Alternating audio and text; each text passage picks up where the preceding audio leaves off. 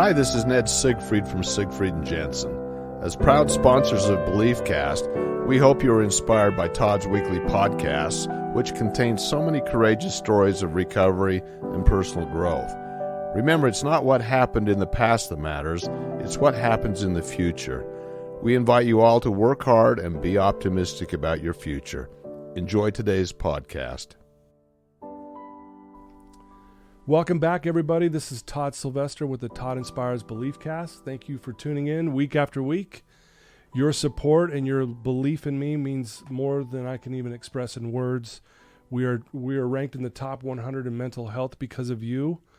You share these episodes, you listen, and I just can't thank you enough for that. I want to thank our sponsors as well. Wasatch Recovery, Siegfried and Jensen, Thread Wallets. You guys are amazing. Thank you for supporting me. And I'm grateful because I get to sit with these amazing people week after week who has amazing stories, and today's going to be no different. Today I'm joined by Karyn Ferran. Karyn, thank you for being here. What a pleasure. Thank you for having me. Yes, yeah. So we've known each other, probably about going on a little over a year now, I think. Yeah. Officially, I guess. Yeah. Right? I think so. And we got mutual friends now, and you are a teacher at Lone Peak High School. Lone Peak. I was going to say Corner Canyon. You're not at Corner Canyon. You're at Lone Peak High School. Similar on the other side of the mountain. Yep. And you love working with kids. And I want to give a little background for our listeners. You're a health and wellness expert. You're into business and leadership junkie. You've been working with youth for over 17 years. You hold a degree from Brigham Young University in health and wellness, a master's in educational leadership, a master of business and administration. You're very passionate about teaching our youth about life skills to give them a head start and equip them with the tools to navigate personal life and purpose and live a purposeful life, And then also you co-partnered for 8 years on a national youth program called Challenge Day, aiming at teaching connection and empathy to create an environment for teens to thrive. There's so much more here I can read. You're married, you have kids, you're a mom, you're a wife, you're a teacher, you're a leader. I mean, the list goes on. And a Nana.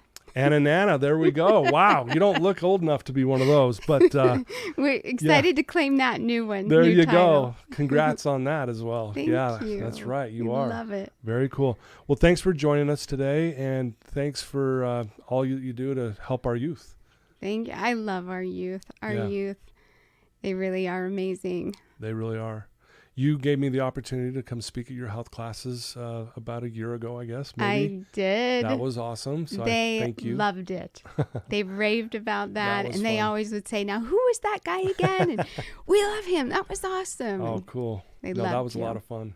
Well, why don't we start with, tell us a little bit about where you grew up and maybe a little bit about your childhood. All right. So I'm a Utah native. I was born in Cache Valley. Okay. And love Cache Valley in the little North Logan. Grew up on acres in the country. We joke about it because some of the family members joke that we're from the country, but we loved our little country home. Yeah. Loved growing up in Cache Valley. I am the youngest of 4 children. Okay. I grew up in probably an interesting time. I think everybody has an interesting story. I was born into an interesting time in my parents' marriage. It was towards the end of their marriage was disintegrating. Mm-hmm. And so about the age of 4, my parents parted ways and went through a divorce about the age of 4. And a lot of great things come together when we go through adversity. My Nana, which was my mother's mother, came in and was a great support to our family. My dad and oldest brother moved out, and my oldest sister and my brother were all living. We all lived with my mom, and it was interesting. Anyone that knows that's gone through this, it creates an independence because my mom, she was a stay-at-home mom, but then she also had to go back to work. And then also her own grieving of the loss of her marriage. Yeah. She wasn't as available to us as we would have hoped for, right. which is understandable. So my siblings, we became very strong together. My dad remarried rather quickly, and so he took on a new situation. But you know what? We still had a lot of great things, and I became very close to my brother and my sister, and my Nana and Papa were very supportive, and they became a very strong support system as well. As time went on, my sister ended up moving in with my father, and my brother developed, as he got into junior high, which a lot of, kids do. He started dabbling in marijuana, which then led to some other things. And that was the one thing that was particularly hard because he and I were quite close. And so when he started intermixing with drugs and things like that, as you know, you work with drugs, it just changes the family dynamics. It does, yeah. It changes their availability emotionally to be a family member. And so when he got involved in those sort of things, it created kind of a little bit of a gap. He ended up moving in with my dad. And then just shortly after, I ended up moving in with my dad as well. So from about 11 on, I was living with my dad. And we lived in Utah County. And one of my great things was I always have had great friends. And so in junior high and high school, I had a great support system of friends. And that was a great outlet for me. I was involved in cheer and dance and gymnastics, and went into high school and I cheered in high school. I had friends that were really go-getters. They were academic. I wasn't so much. I was kind of just a mediocre student. But would you consider yourself a go-getter? I've learned how to be one, and I attribute back, I look back to my high school days, and as I've, progressed in life, I look back and go, wow, what a blessing it was to have such a great foundation in high school of just friends that were just solid people that were, academic, and so, of course, we cheered together and we hung out together. And so I wanted to be where they were. So I just naturally took the classes they did. I didn't get the grades they did because I was kind of that student that was like, B's fine, And we had so many kids between, my father's new wife, which we all became great. Like, we all love each other. That's the one thing in our blended family. That's nice. Is the siblings, like, we all love each other. I love my stepsisters. I love my, but as every blended family, it had obstacles of, blending. But, so in high school, I had great friends. And as I, it's interesting because, like, when you're in school, you also have life-defining moments, too. Yeah. Just going back, as I was thinking of one of the experiences in my life that really gave me a little bit of a mantra in life was when I was in junior high. My best friend and I were in a choir class, and her name was Colette. And we were the 9th graders, and when you're like the oldest of the school and you have your best friend in the class, you're like, you don't need anybody else. You're like, man, life's great. Yeah. Right. Well, we had a little Sevy, I guess you would call him a Sevy behind us, and he really was the stereotypic of that Sevy. Yeah, right. And he would always be like tapping on our shoulder and yanking at our hair and telling us knock-knock jokes. And here's the thing, we never said anything rude. But we did have the aura of like, ever. Yeah. Do you know what I mean? Just that kind of, totally. All right, okay. Yeah. And we never really, again, said anything. We just didn't give he was just really searching for attention. And then I remember one morning we were all just kind of doing our thing. Teacher was late to class, and of course, kids just talking and chatting. Yeah. And then when she came in, it was really quiet. And I'll never forget, she had announced to the class that little Jason Yoakum, the Sevy, had taken his life the night before. Oh, wow.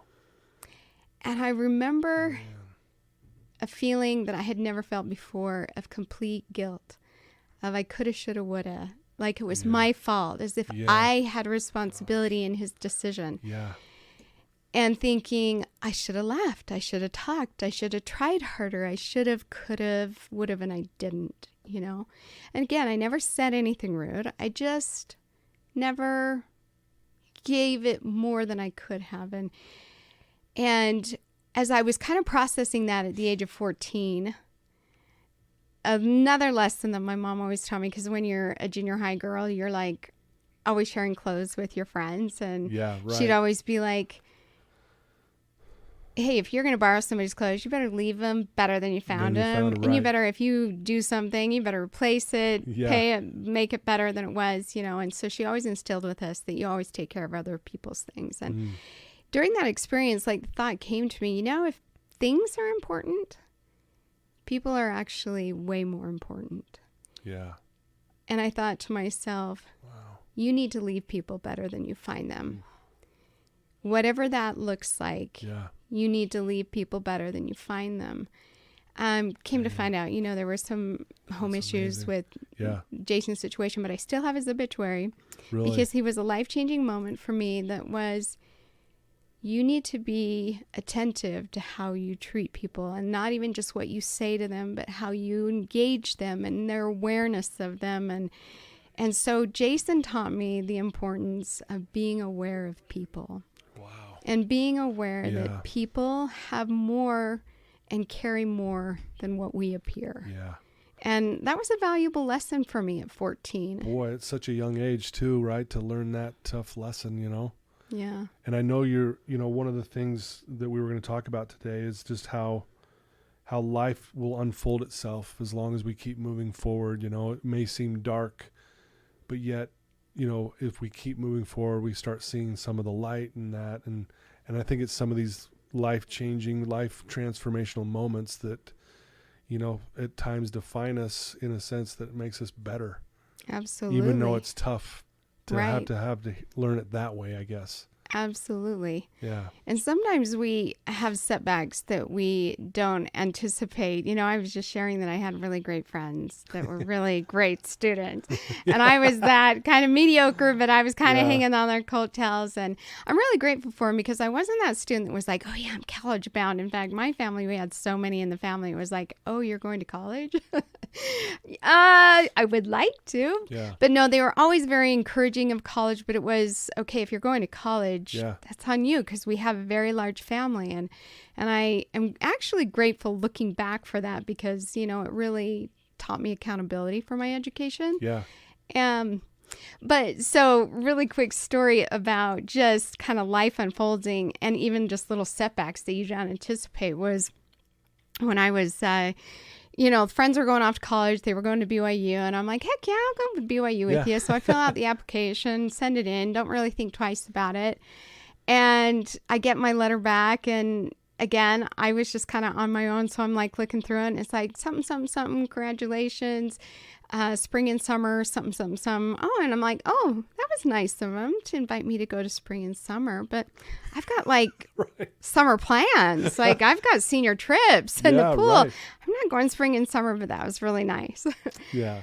Well, so I didn't go spring and summer. Okay. And then I go to register for my fall. I mean, this was so long ago. This is when you register on the phone. On the phone, yeah. You remember those days? Yes, I do, yeah. So I go to register on the phone, and there's a block. And I'm like, what the heck? So I call the registration, and they're like, you have a block on your account. I'm like, yeah, can you remove that? Because I really need to register. Yeah, I got to register right now, and I'm ready to do it. I got things to do. And they're like, well, you didn't go spring and summer. And I'm like, yeah. They're like, that was part of your fall enrollment. Oh, wow. Now, if you didn't know, I don't know if they still do this, but if you're hanging on the thread of just the threshold of getting in, they'll kind of throw a little bait that says, hey, if you go spring and summer, kind of do them a favor because their enrollment's low. Yeah. We'll do you a favor by giving you the fall. Well, I didn't keep my end of the deal. I didn't even realize that was the deal because, you know, again, I was 18, not really thinking through. And for sure. That was an eye-opener because I had already had my, you know, apartment with my girlfriends, and it was like, so everything's all ready to go. Oh, this is going to be a walk of shame.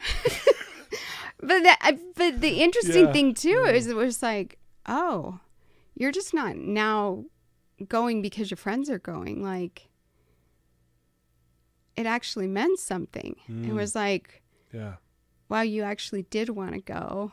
Now you can't go. And I had two options. It was like, well, I guess I could say, oh, I'm not going. And what's plan B? But then there was a part of me that thought, okay, what are you going to do to become a student that could go there if you want to go there?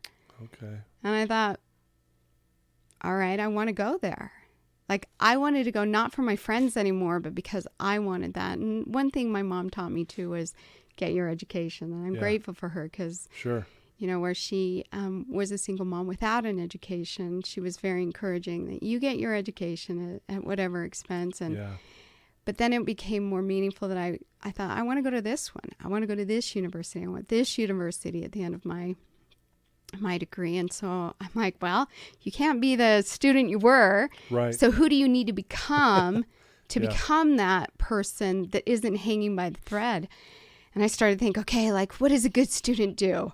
I'm like, okay, a good student goes to class and they read the whole book and they don't use the cliff notes and they do study groups and they skip out on activities so they can, you know, all the things that I thought a good student would do. And I just had this checklist and I'm like, all right, I'm going to do the list and I'm going to follow the system. And as I did it, you know, I went to class and I read, for the first time, reading a book cover to cover was in college. I mean, that's embarrassing to say. And I had honors classes. Sorry, Mrs. Woodward. Honors English teacher. I use Cliff Notes and I don't encourage it. I cheated myself. Yeah, sure. But college, I was like, okay, good students don't use Cliff Notes. So I'm like reading. My first cover to cover was John Steinbeck, Mice and Men. And it took me until 4 a.m. But I was determined that students that get to BYU do not read the book, you know, so I did what I thought a student would do. Well, this is part of you becoming that go-getter you were talking about. You learned to become this go-getter. That's exactly. Right? The interesting thing was, so as I followed this system, I started to see, oh my gosh, like I am doing well on tests.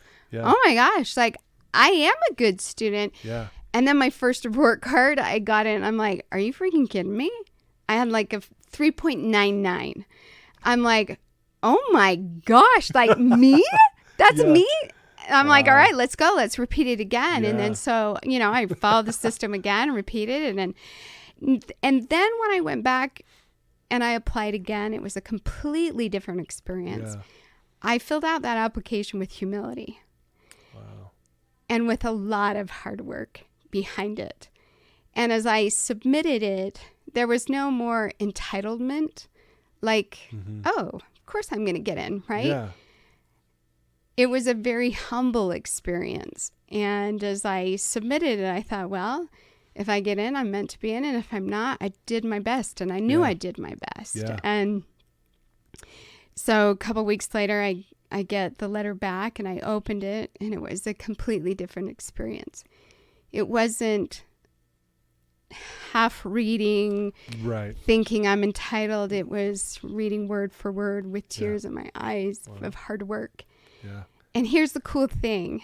When we have a setback and we're willing to redetermine how bad we want it, and we're willing to do the work, and we put in the work, amazing things can happen. Wow. And here's the cool silver lining, and this is what I love to tell my students. Yeah. Somewhere in that application, I checked this little box that said, hey, would you like a scholarship? And again, not thinking anything of it, I checked the box. I'm like, yeah, sure, I guess.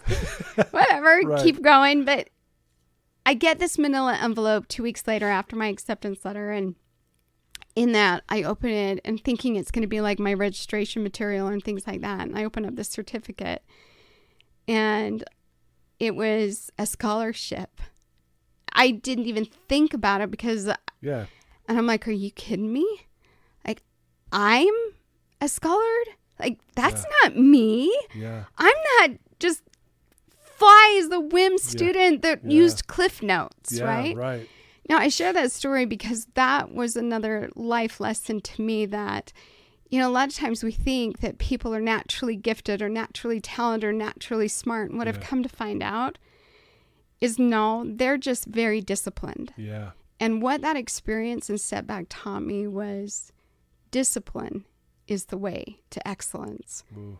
Not necessarily natural talent. And if you're willing to do the work, if you're willing to sacrifice, and you're willing to humble yourself and eat a little bit of that humble pie of, I didn't do things as I ought to, and now I'm going to choose to do it a different way, and I'm going to do the work, and I'm going to sacrifice and stay up late, or whatever that is. Of just really excellence is built from ordinary people willing to do extraordinarily disciplined things. Yeah, I think I heard it said, excellence is not an act, but a habit. 100%. Right? And that's what you're saying here is you started just doing these things over and over again, right? Working hard at it, staying disciplined in it, and therefore it starts to build this excellence in you and your life and so on. So amazing. True. Love that. Very well said. So what do you mean by obstacles are the way?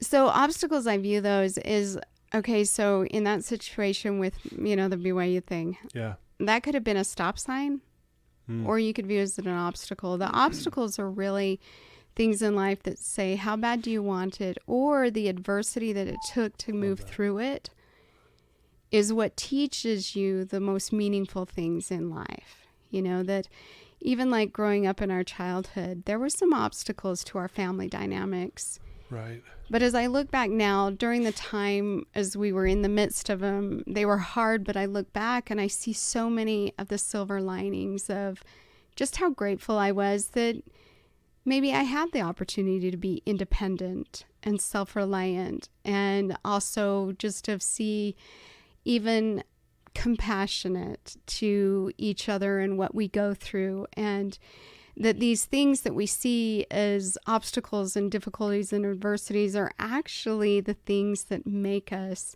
who we are. Yeah. The good, the character, the things that we're proud of, if we lean into them. Do you know what I mean by that? By Absolutely. Leaning into the adversity of and looking back with it with humility and gratitude. I'm huge on gratitude. Yes, you are. I know. Wow.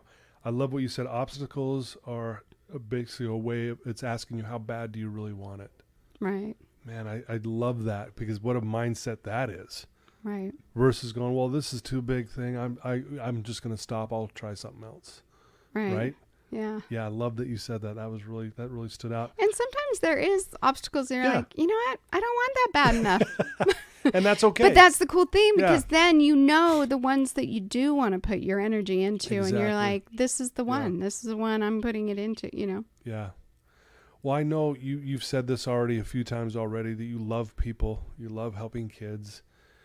Why is treating people with kindness and compassion and love so important to you, and why does that matter? I think because when I was in school, there was a lot going on behind the scenes. I was actually quite popular, and I had a lot going for me. I had a lot of good friends, and I had a lot of good things socially. But there were a lot of things at home that were challenges that I would say a lot of families go through. But what I think about, and I know even with my own students, is for most of us, we don't know what people really are going through. Right. And the challenges that I would say every one of us have. If we could all walk around with backpacks, that we could see how full each other's backpacks were of the load that we carry. Yeah. I think we would see each other differently if we could see each other's backpacks, but we don't. So I've always just kind of felt we need to assume that everyone's got a pretty heavy load. Right. And that kindness is really important. I shared, I co-hosted at Lone Peak. We did a Be the Change. It was a challenge day. We did it a lot because we had a lot of our youth were either suicidal, and we did have several years where we had high suicide rates. We were hitting the news and things like that. We had parents who were like, I don't want to send my kids to that school. And so we were really heavily involved in this program to teach kids about connection and how important connection is. And within that program it was kind of like an EFY day where you do a little fun and things like that, but you'd break off in small groups and you'd teach kids to like learn to open up about real things, because we're really good at showing people what we want people to think, or that, and especially now with social media, of just kind of throwing things out there. And so we tend to see each other, and I equate it to like an iceberg. We're all icebergs, but really we only see like this 10% above the water. Right. And a lot of that is a lot of superficial things that we're comfortable sharing with people. And it's not necessarily what lies beneath the surface of who that really person is. And when we're just kind of sharing the 10%, we tend to compare each other's 10% with our 90%. And so we're true. Like, whoa. That is so true. So it tends to feel, when we feel so different, we tend to isolate and disconnect. And so that's really at the root of suicide and depression and thing, is the sense of alone, of people don't understand, or if people knew, or of just a disconnect. And so this day was actually inspired for a couple out of California that they had high success with it, and we moderated in our school of just teaching the youth how to connect and to actually learn how to connect even physically, of appropriate touch, of just even like high fives and hugs. I don't know if you ever follow Mel Robbins and the high five thing and how important those are, and just hugs, and but also teaching them how to appropriately open up about, if you really knew me.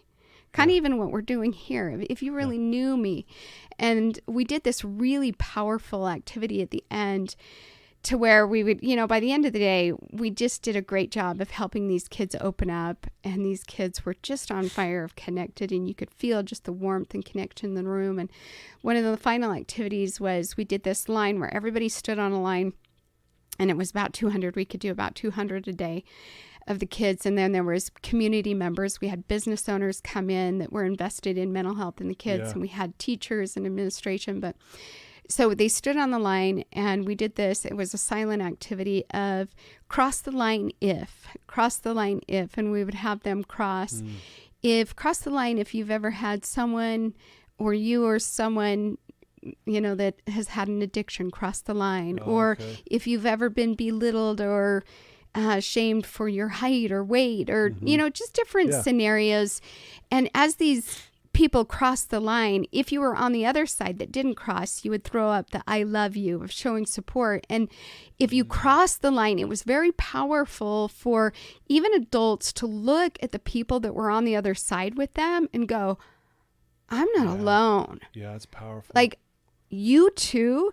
And we had already taught like appropriate connection, and so they would give each other hugs, and you would see each other support each other on the other side, and then you would see the other side throwing up the hey, I love you. And the support. And it was interesting, because one of the things that one of them too was, cross the line if you've ever felt like you're alone, you don't fit, or you don't belong. You want to know what percent crossed the line? Probably 100. Like 99%. And we're talking adults and kids. Sure. And that's unfortunate, but not surprising. Yeah. I mean, these were kids that and even teachers or things like that, that you're like, you're in the commons with all these people. But isn't it interesting how sometimes we can say, you can be in the midst of a group of people and still feel alone. Because somewhere inside there's something, or a narrative of something, that feels disconnected from people. And so, going back to your question, why is kindness, why is gratitude, why is grace, all these things so important to me, is because I think it's not uncommon for most all of us at times to feel alone, feel burdened, feel overwhelmed. And we don't see it with each other. And so we just need to assume that people could use a giving hand today. Somebody could use a smile. Somebody could use a an extra 5 at the counter or things like that. And so one of my biggest assignments in class is called it's called Gratitude and Generosity, where these kids journal for 30 days, things they're grateful for. And then they have to do one random act of kindness every day to somebody, whether it's kindness with their words or kindness with their money, kindness with their talents, play the piano for somebody, or kindness with their compliments, or kindness with their service. But just teaching these kids to get outside themselves and serve, but also get inside themselves of what am I grateful for? And I just think those two practices have a tendency to break down that isolating feeling of loneliness. Wow. If we can practice them. I don't say feel them. Sure. It's about practicing them. You gotta practice them. Yeah. Well, those kids are lucky to have you to show them this stuff. I'm lucky to have them. And I know you feel that way. I know that. And I know that's the connection piece. But I feel lucky to teach wins. These things to them, because I don't just teach them off the cuff. Like, I've learned and lived these, and I feel good that I'm like, these really work. Like, this works in the midst of adversity. This works in the midst of challenges. I was going to ask you the question, like, well, why are so many kids, in your opinion, struggling? It seems like more now than ever. And I know everyone's struggled over our lifetimes, but it seems like more now than ever. Do you think social media plays a part in that, in the sense of, you mentioned how important the connection piece is. And I got to share this with you, because I don't know if I told you this. So when I came and spoke to your health classes at Lone Peak, I remember walking down the hallway when we had a little break, and it was between classes, and I couldn't believe how quiet the hallway was. And it's filled with kids. And I was looking around, why is it so quiet? And every kid's on his phone. Yeah. Whereas I'm used to a noisy, everyone's talking, blah, blah, blah, and it just struck me. I was like, whoa, that it was a little shocking to me. So I just would love to hear your thoughts on if you think that plays a big part in what I might be talking about, and what your thoughts are on that. I think 100%. 100% social media plays into it. Yeah. I think these kids and it's not even kids, it's all of us. Yeah. Our phones have disconnected us from the connection, like the real connection. Like, it's interesting because they connect us in a lot of ways. Like, I'm connected to a sister that could be in Russia, or right now one's in the Philippines. And it's awesome that within seconds I can talk to her. For sure, yeah. But it's actually disconnected us in the way that actually fulfills us with that connection of, it's not uncommon if you'll see kids, or even, sometimes even our family hanging out together. We're all on our phones in the same room, but everybody's scrolling either Instagram or the game, or do you know what I mean? Like, it's just common for us to just be in our phones, and, you'll be in the hallways and these kids will be, within group of 10, but they're all on their phones in the 10, and they may be sharing memes across, but yes, 100%, I think. I just read this amazing book, and it might be one that you have read, being in the addiction world. It's called Dopamine Nation. I've heard of it. I have not read it yet. You got to read it. Yeah. It's talking about just our addiction to dopamine, but it talks about dopamine fasting, and really our cell phones are dopamine hits. And of just the importance of learning how to put our phones away and to disconnect from screens, and really just trying to be one-on-one with people. And that was part of that challenge day too, is learning just how to connect and create conversation without the phone. Of just that's big. talking with someone, and even about like personal things, But wow. 100%. I heard someone say this once, and it was really profound. He said, we used to look up for inspiration, but now we're all looking down. Yeah. And I thought, whoa. And as profound as that was, it's kind of sad at the same time a little bit, right? Yeah. And again, I agree with you. There's some really good things about social media. I promote this podcast on social media. Absolutely. And if that's where the world is, I want to at least meet them where they're at, because that's where they are. And I want to inspire them with your amazing story, Karyn.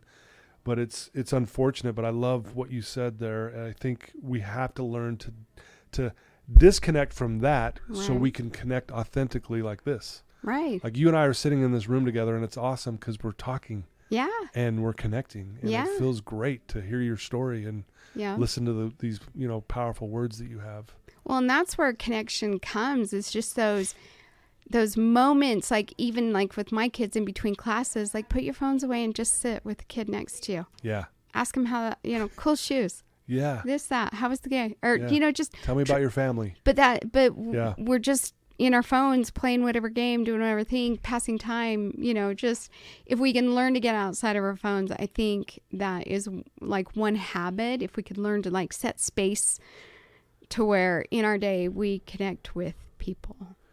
Yes. So thank you for all the stuff you're sharing. It's awesome. I love it. Is there a story about a homeless man in San Diego?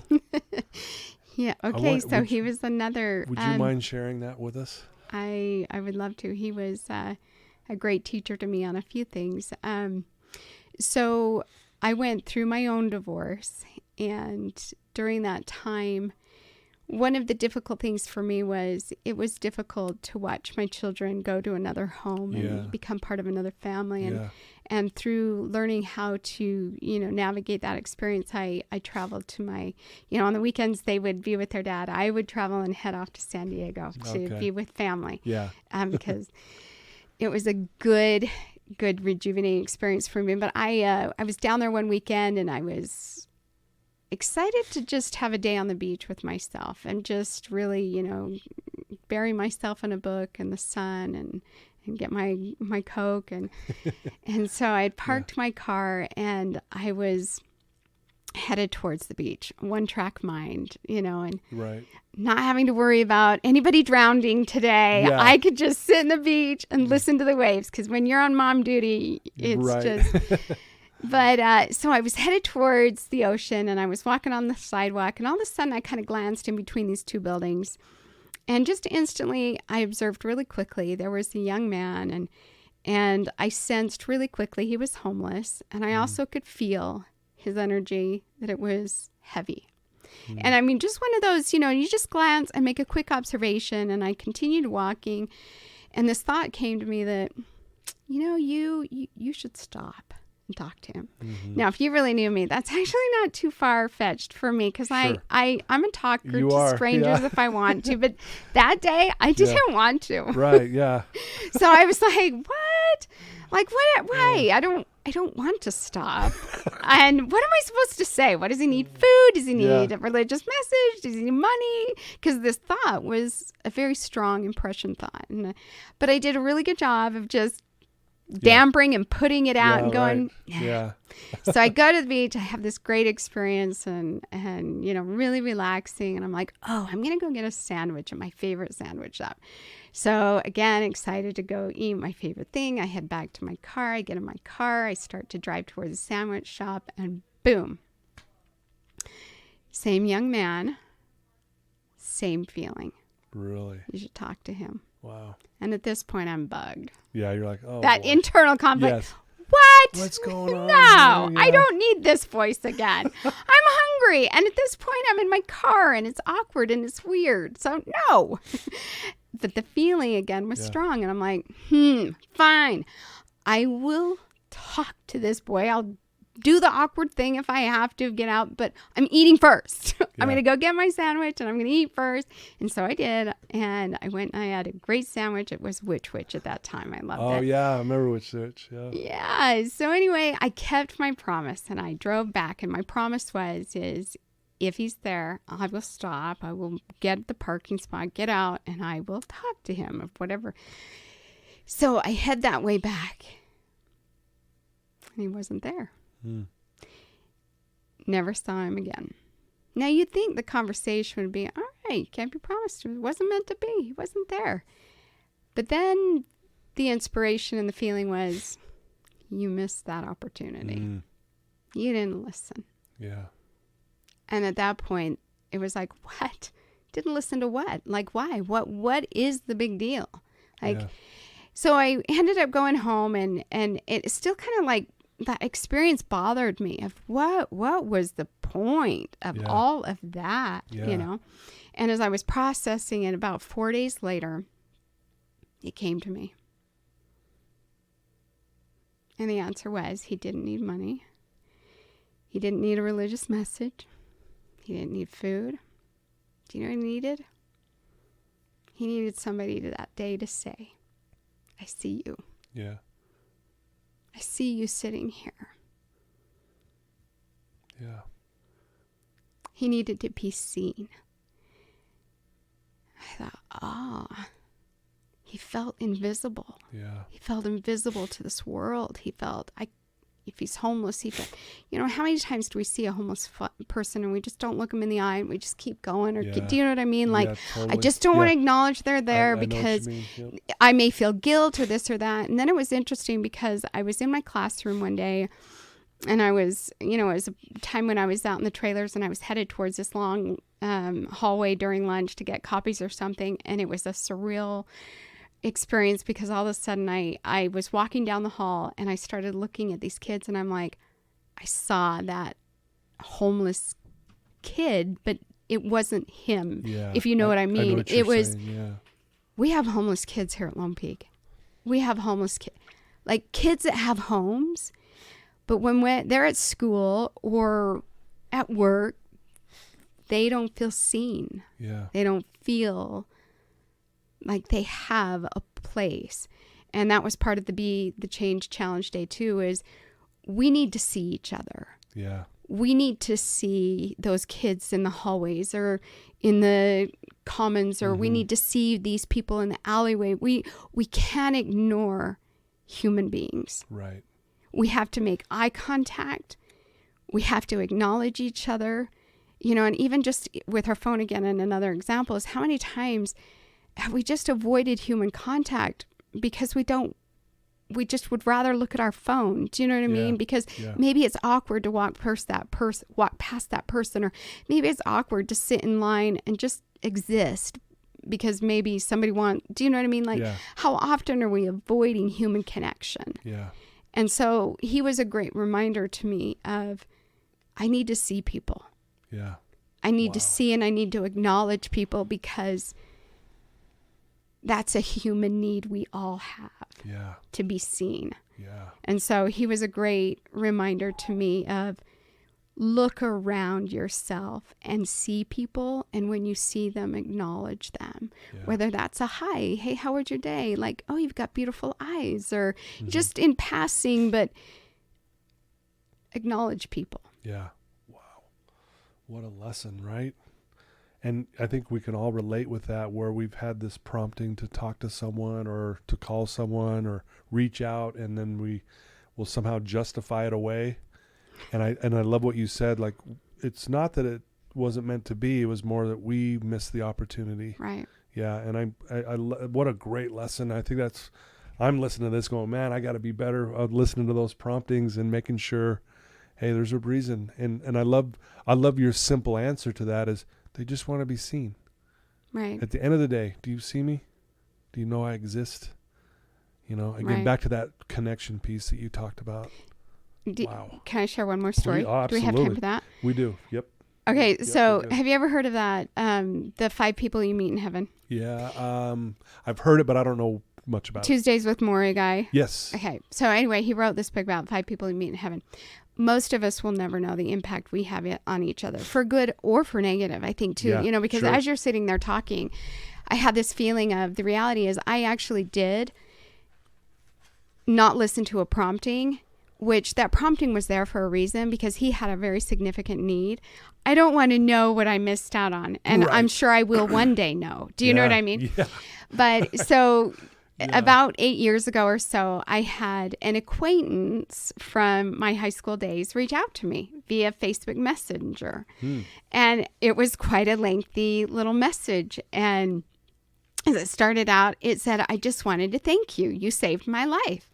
Well, he had my attention. I was like, do tell me how I saved your life in high school. I don't remember that. I think I would remember that. Yeah. But as I continued to read, he said, you and a few others saved my life this day. And he proceeded to be open about some things that were going on for him during high school. He was bullied, severely bullied. And there was situation to where that day, I'm hoping I'm telling the story because it was years ago and read the very detailed of the message, but he had been bullied in the bathroom, quite beat up, and he had mentally decided, I'm over it. I'm done. I don't want to do it anymore. He was considering suicide. And he said, I that day, there were a handful of people that saved my life, and you were one of them. Wow. And he proceeded to tell me, do you know how I saved his life? In his words, I just waved. Wow. He said, you waved to me. And for whatever reason, when you waved, it gave me hope. And he proceeded to share a couple other people than what they did. And he said, I just, after all these years, wanted to thank you. Because that day, I decided not to. Now, this sounds like a Hallmark movie, but it's so not. I mean, I'm not like, I'm like, are you kidding me? A wave that I don't even remember of an acquaintance to someone. And here we are 20 years later, and he's saying, thank you. You saved my life. Wow. Through a random act of kindness of a wave. Just a wave. And he said, thank you, because that day gave me hope, which then led to another day. And then he shared he served a mission. He got married. He had 4 kids. He became an attorney. He worked for a great company. And he said, I'm so grateful for those people that day that saved my life, because I was contemplating suicide. Now, going back to why is kindness important? Did I have any clue that day as he walked out of the bathroom? I don't even remember waving to him. I don't even remember, because that's how insignificant a wave to me was that day. Yeah. But to him, that day was an emotional life vest. Wow. And I think that is amazing. So many times in life, we're not going to know whether we were an emotional life vest, or going back to my junior high experience, maybe a drop in a cup of somebody's bucket that is already really full. Yeah. I don't want to be that again. Right. Do you know what I mean? Sure, totally. Now, again, going back to my junior high experience, I was not the reason, 100%. Right. But my not acknowledging or trying to make conversation, or do you know what I mean? Yeah. Was just a drop in a bucket of a young boy that felt overwhelmed. Yeah. And so, again, going back to your thoughts of why is kindness so important to me, because every single one of us have a bucket, and I don't know how full they are, and I would rather be a scoop and a ladle taking out than a drop or two in. Do you know what I mean? And totally. I think how we do this is really random acts of kindness. Yeah. Just small little things to people that seem really insignificant, but maybe one day we'll know how significant they really are to each other. Right. Very well said. Wow, it's beautiful. Thanks for sharing that. And for all of it, actually, you know, as I'm listening to your story, one of the things I'm a big thing that I teach my clients is that life happens for us, not to us. And I'm looking at the timeline of your life and the things you've gone through. And I know we haven't gone through all the stuff you've been through, but I just keep seeing, well, that led to this led to that, this led to, and here you are, you're now this influence for good for so many people, especially kids. And it all happened, all the stuff you went through happened for you, so you'd be in a position to be able to teach that kindness on a level that these kids are actually going to listen to you. That's what I feel. It's pretty amazing 100%. as I watch that. That's why, when I was, I had shared with you that really, if we just keep putting one foot in front of the other, when we go through hard times and we feel like we're kind of in the dark of things, or even these adversities that are like, this doesn't make sense. It's so unfair. Why me? Yeah. Once you get through it, you look back and you go, oh, that's why. Like, even as you're talking about, there have been times where I've been in the classroom and I feel impressed to share a story. And then I'm like, oh, that's why I had that experience, is because I can teach from the heart. Exactly. And not from the textbook. Yeah. Because we learn from the heart.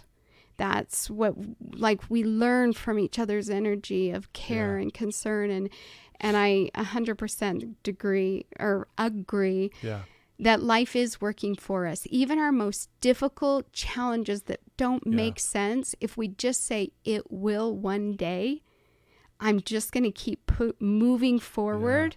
Yeah. it will all come full circle, and you'll realize that all of this like mess that we feel like we're in becomes a beautiful story of really helping each other through each other's adversities. Do you know what I mean? Oh, like we're all in this together. We're in this together. Yeah. Well, and this is why I love doing this podcast, is because I get to hear these amazing stories, the insights, the lessons learned, and I'm over here taking notes going, geez, I need to be better here. And boy, I'm going to add that. I need to tell my kids this. And so this is awesome. I love talking with you. I know you're getting ready to launch your own podcast and some other things.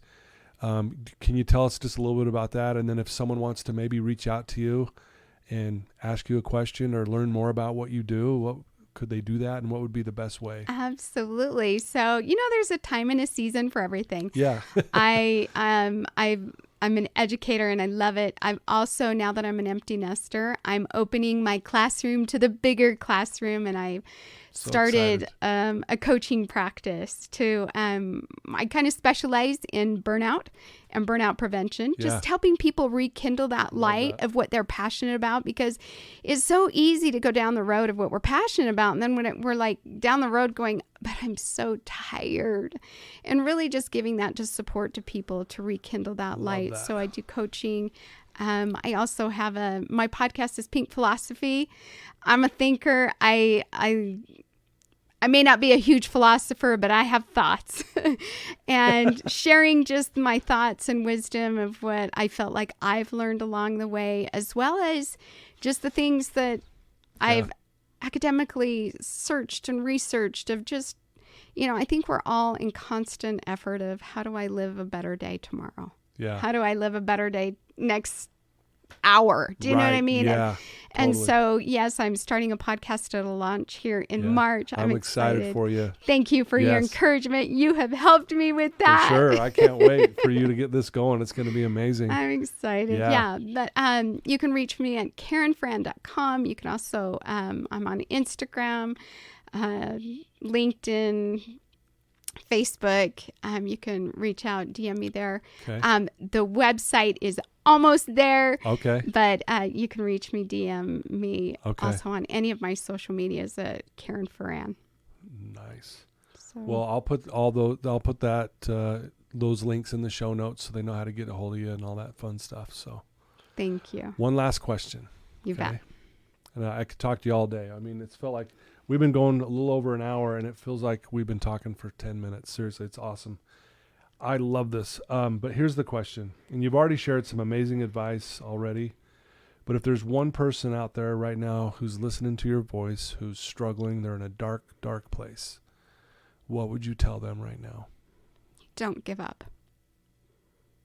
Yeah. Don't give up.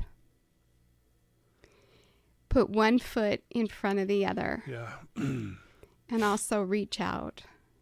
Reach out for help. Right. And whatever not giving up looks like, if it means, just getting up. Yeah. Getting up and find somebody that can help get in your thoughts with you. Because I've found that when we're in our darkest times, it's because we're alone in our head. Yeah. And we need somebody to break the cycle, to reiterate truth and break up the disillusion that we've fallen into. Do you know what I mean? Of totally. I'm not enough. I'm this or that. People would be better off without me, or this is too much, or I don't have it in me. And so I would encourage you, one, find somebody. Yeah. To allow them into your space. Yeah. And be real with them, be honest with them, and have somebody to open up to. But don't give up. Yeah. Beautifully said. Thank you. Thank you so much, and thank you for taking time.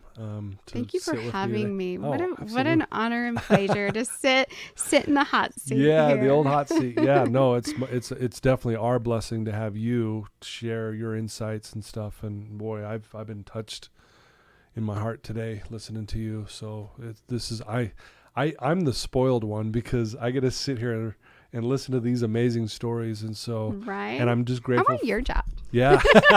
Just sit and listen to people's I know, fun stories. it's amazing. Isn't Yeah. that And to be fun? able to give some insight as well. So thank you for taking the time. I'm excited for your podcast. That's going to be amazing. Well, Todd, you're Yeah. doing amazing things. You're doing Thank really you. good. You're touching lives. I know that on a personal level because I've seen you in my classroom. I've also seen you with personal Thank you. individuals in my world, and you're doing Yeah. good things, and I feel Thanks. grateful to be in the midst of good things. Oh, thank you. Well, there you go, guys. I told you this was going to be amazing. Karyn Ferran, please look her up and share this episode with anyone you know, especially if you have someone you know that is struggling. Sometimes, like we said, we don't know how to communicate sometimes. I have found if you share the link to this episode to someone you know who's struggling, it kind of breaks the ice. And then you can follow up back with them and say, hey, what'd you think of what Karyn said? You know, is there anything I can do to help you? That kind of thing. It's a really great way. So if you know anyone who might be struggling, share the link with them. Thank you for your support. Again, thanks to my sponsors. And Karyn, one last thanks to you and all the good you're doing. You know, best of luck with all that you're doing. And thanks for being a light in this world because we need it. Thank you. You bet. Till next time, everyone.